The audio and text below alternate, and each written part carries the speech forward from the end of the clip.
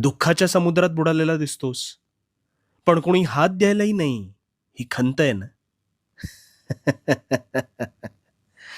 चल, ही खंत आज कायमची मिटवू. लक्षपूर्वक माझं बोलणं अगदी अखेरपर्यंत ऐक, तुझा भार हलका होऊन जाईल.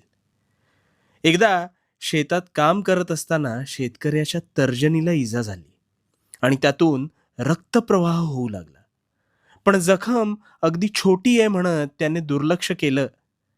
कालांतराने त्यावर हळद लावून सुद्धा ती जखम काही भरत नव्हती आणि त्रास वाढल्यामुळे तो अखेरीस वैद्याकडे गेला. वैद्याला ती जखम ओली आढळून आली. त्यावर शेतकऱ्याने विचारले, ही जखम अल्पशी आहे तरी ही भरत का नाही? त्यावर डॉक्टर म्हणाले, जखम जरी अल्पशी असली तरी तुम्ही त्याच हाताने सतत काम करून करून जखमेवर खपली तयारच